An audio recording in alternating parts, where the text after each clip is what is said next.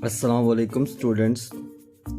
We are studying chapter 1 in today's lecture 15 on 16th of June 2020. As you know, we have started the topic respiratory disorders and we have discussed bronchitis. Today we will discuss the respiratory disease asthma. First of all, we know what is asthma. Asthma is a condition in which your airways narrow and swell and produce extra mucus.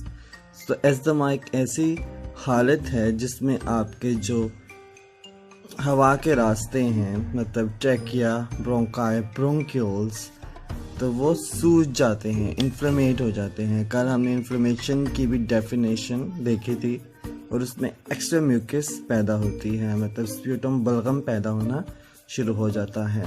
It is the long term disease of the lungs. Asthma एक बहुत लंबी बीमारी है, ठीक है। इसके बाद हम देखते हैं एज़मा की सिम्टम्स क्या हैं।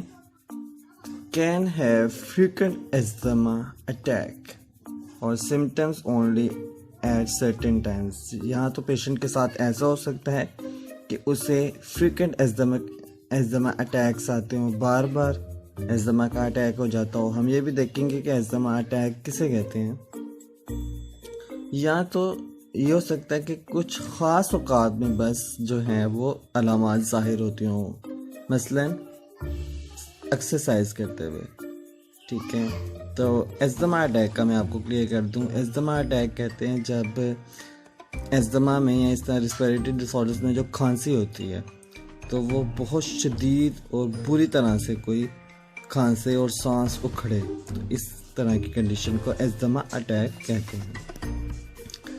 तो आपने याद रखना है, ऐसा होता है कि बाज़ पेशेंट्स को बार बार एज़मा अटैक आते हैं, लेकिन बाज़ पेशेंट में ऐसा होता है कि सिर्फ उनको किसी हार्ड एक्टिविटी मतलब एक्सरसाइज के दौरान ही एज़मा अटैक होता है। तो सिम्टम्स में है शॉर्टनेस ऑफ ब्रीथ, तेज़ तेज़ सांस लेना, चेस्ट टाइटनेस और पेन, सीने में जगड़न, प्रेशर या दर्द महसूस होना, वीजिंग व्हेन एक्सहेलिंग, सांस जब बाहर निकलता है तो उसके साथ वीजिंग एक विस्लिंग साउंड आना, trouble sleeping caused by shortness of breath, ख़ास तौर पे सोने के दौरान सांस का फूल जाना, छोटे छोटे सांस मतलब शॉर्टनेस ऑफ ब्रेथ होना, कफिंग और वीजिंग अटैक्स, इसे एज़मा अटैक कहते हैं। मैंने आपको पहले बता दिया।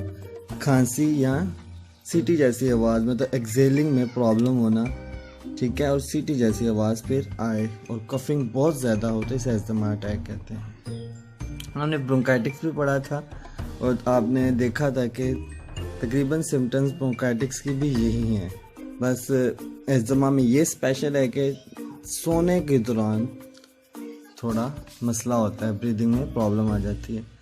अभी बहुत ख़ास क्या है एज़मा के मुताबिक स्पेशल अबाउट एज़मा, तो एयरवे इरिटेबिलिटी मतलब एयरवे इरिटेबिलिटी एज़मा में देखी जाती है। People with asthma have sensitive airways that tend to overreact and narrow when they come into contact with even slight triggers. जो एज़मिक पेशेंट होते हैं उनकी एयरवेज की जो एपिथेलियल है वो सेंसिटिव हो जाती है, बहुत ज़्यादा सेंसिटिव, कि वो ओवर रिएक्ट करती है। कोई छोटा सा मामूली सा भी पार्टिकल जो है वो एयरवेज में चला जाए तो वो उस आदमी को खांसी होना शुरू हो जाएगी कि वो इतनी सेंसिटिव हो जाती है। मतलब मामूली सी भी कोई चीज़ एयरवेज में चली जाए तो वो जो कफ रिफ्लेक्स है शुरू हो जाएगा और उस पेशेंट को खांसी होना शुरू हो जाएगी, ठीक है। उसके बाद कॉजेज़ और ट्रिगर्स मतलब एज़मा के कॉजेज़ या ट्रिगर्स। एज़मा में ये एक वर्ड इस्तेमाल किया जाता है एज़मिक ट्रिगर्स, मतलब जो उस एज़मा अटैक को या एज़मा की कंडीशन को बढ़ा देते हैं, ट्रिगर्स। और कॉजेज़ का मतलब वो आप जानते हैं कि वजह। तो कॉजेज़ और ट्रिगर्स में आ जाता है रिस्पिरेटरी इन्फेक्शंस। अगर कोई रिस्पिरेटरी इन्फेक्शन हो, ठीक है, तो वह एज़मा में कन्वर्ट हो सकता है। एलर्जेंस जो होते हैं पोलेंस वगैरह हो गए, उसके अलावा डस्ट वगैरह, तो ये एज़मा अटैक को वर्स कर सकते हैं। केमिकल इरिटेंट्स, परफ्यूम्स, ऑर्डर्स वगैरह जो होती हैं, टोबैको स्मोक, सिगरेट का धुआं या टोबैको किसी भी फॉर्म में इस्तेमाल किया जा रहा हो, गैड, गैस्ट्रोएसोफेजियल रिफ्लक्स डिजीज़, ये कल पिछले प्रीवियस लेक्चर में मैंने आपको बताया था, वो जो एसिडिटी के हवाले से वो अगर डिजीज़ हो तो तब भी एज़मा हो सकता है या वो ज़्यादा हो सकता है। स्ट्रॉन्ग इमोशंस, ये ट्रिगर है कि एज़मा अटैक का, कि बहुत स्ट्रॉन्ग इमोशंस हो जाता है, ज़रूरत से ज़्यादा खुशी, गमी या इस तरह का कोई और। बहुत सी मेडिकेशंस भी एज़मा अटैक को बढ़ाती हैं, जैसे कि एस्पिरिन वगैरह आप इस्तेमाल कर रहे हो, ठीक है।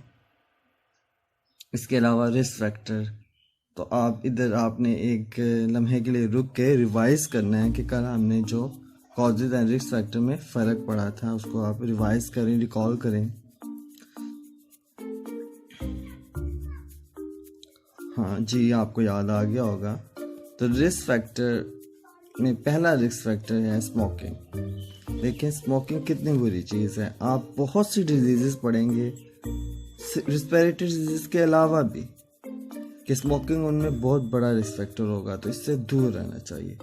फैमिली हिस्ट्री, अगर फैमिली में किसी को है, टू बी मेल्स को ये ज़्यादा होता है। टाइप ऑफ जॉब, कि आप कौन सी जॉब करते हैं। अक्सर लोग जो टेक्सटाइल में जॉब करते हैं, जहाँ कपड़ा बनता है, तो वहाँ कॉटन के छोटे पीसेस उड़ के उनके रिस्पिरेटरी ट्रैक्ट्स में चले जाते हैं, उन्हें अस्थमा हो जाता है। और बहुत से लोग जो माइनिंग करते हैं, पत्थर वगैरह काटते हैं, कानों में काम करते हैं, तो उनको और बहुत से इस तरह की जॉब्स में एस्थमा होने का चांस होता है। तो इस तरह के एस्थमा को कहते हैं ऑक्यूपेशनल एस्थमा, मतलब ये जॉब की वजह से हुआ है। एलर्जीज और ओबेसिटी, अगर किसी शख्स को किसी चीज़ से एलर्जी हो या वो मोटा हो तो एस्थमा होने का चांस ज़्यादा होगा।